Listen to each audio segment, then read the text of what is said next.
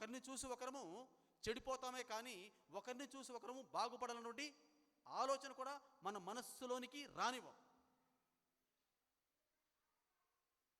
ఒక వ్యక్తి మంచి మార్గంలో నడుస్తూ మంచి మాటలు చెప్పే వ్యక్తి అంటే ఇష్టం ఉండదు. మనం తప్పు చేసినప్పుడు ఎవరైనా సరిచేస్తే మనకిష్టం ఉండదు.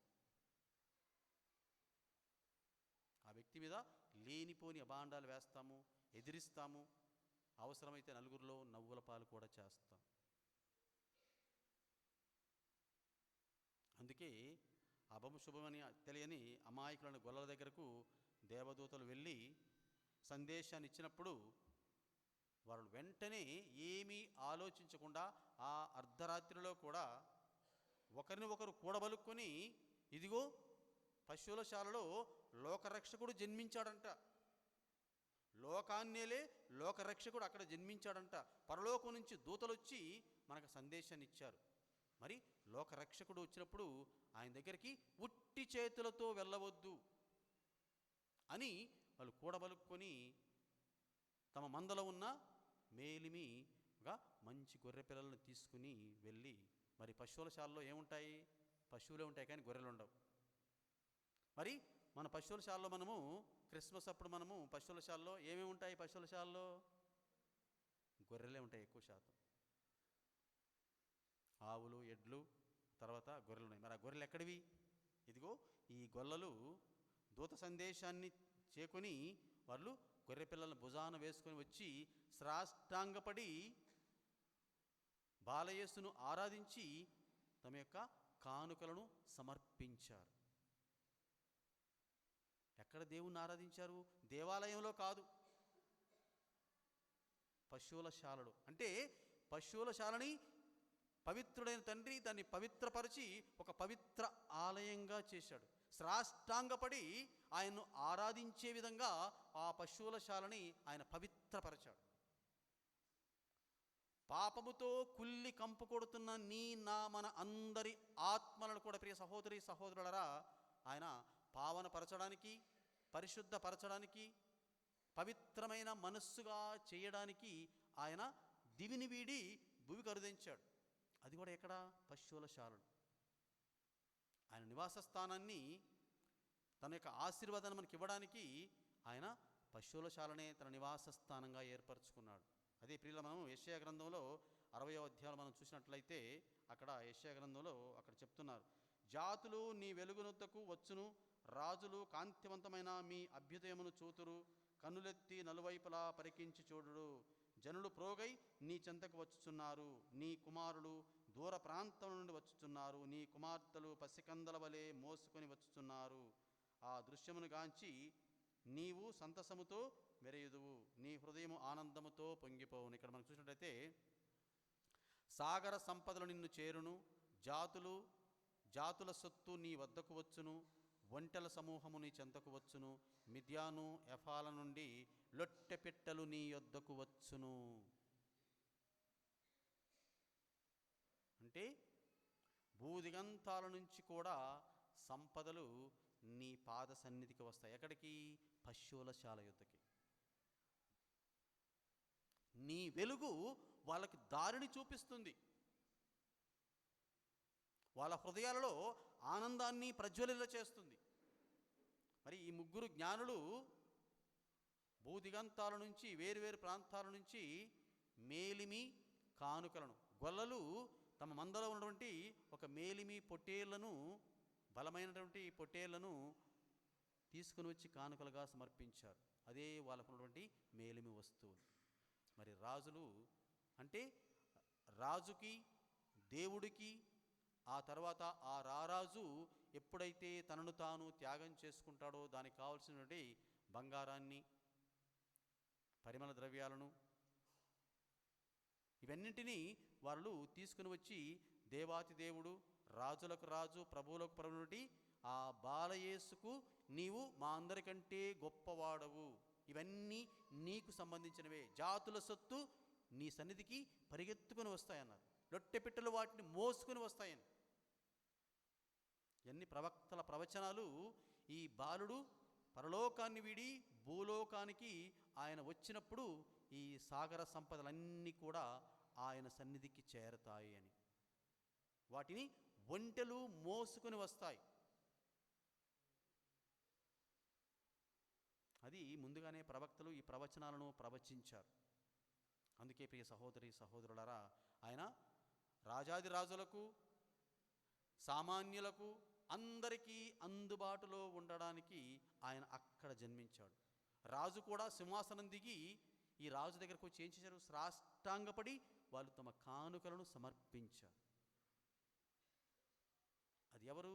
దైవ భయము, దైవభక్తి ఉన్నటువంటి వ్యక్తులు, ప్రవక్తల ప్రవచనాలను అర్థం చేసుకొని ప్రకృతిలో ఆయన యొక్క జననానికి సూచకంగా తోకచుక్క వెలుగు ప్రకాశిస్తుంది.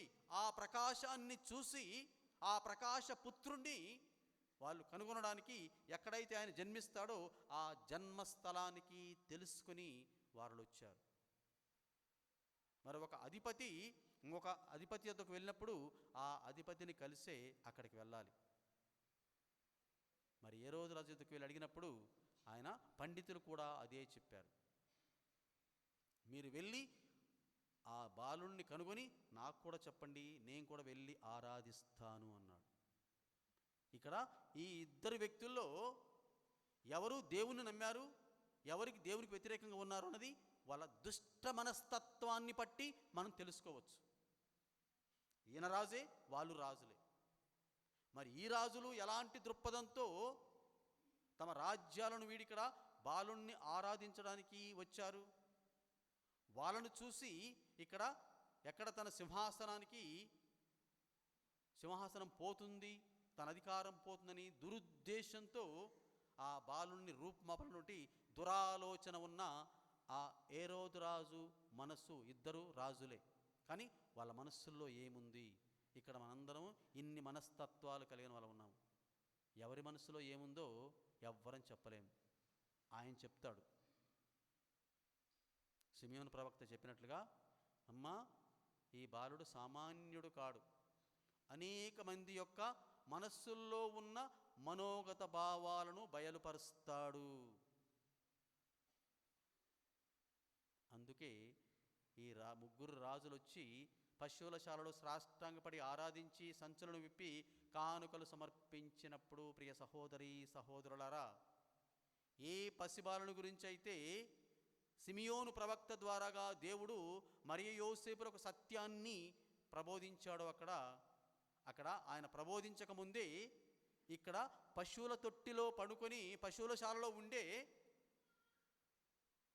ఇక్కడకు ఆయన ఆరాధింపవచ్చినటువంటి జ్ఞానులకు బాలయేసు జ్ఞానోదయాన్ని కలిగించాడు. వాళ్ళు మహాజ్ఞానులు, మేధావులే. పవిత్ర గ్రంథంలో వ్రాయబడినవన్నీ తెలుసుకొని అర్థం చేసుకొని ప్రకృతిలో ఉన్న చిహ్నాన్ని గుర్తించి లోకరక్షకుడు జన్మించాడని వచ్చినటువంటి వారికి కూడా వారిలో ఉన్న అజ్ఞానాన్ని తొలగించి విజ్ఞానాన్ని ప్రసాదించినటువంటి ఆ దివ్య బాలుడు. జ్ఞానులకు దేవుడు ఎక్కడ జ్ఞానాన్ని ఇచ్చాడు? పశువుల శాలలోని ఇచ్చాడు. అందుకే మూగజీవులు నివసించే స్థానం పవిత్రమైంది, అపవిత్రం కాదు. అపవిత్రులైన వారిని, అక్కడికి వచ్చిన వారిని పవిత్రులను చేసి పంపించింది. ఎప్పుడైతే వాళ్ళు వచ్చి బాలుణ్ణి ఆరాధించి ఆయనతో బస చేశారో అక్కడ దేవుడు వాళ్ళ యొక్క మనస్సులకు జ్ఞానోదయం కలిగించాడు.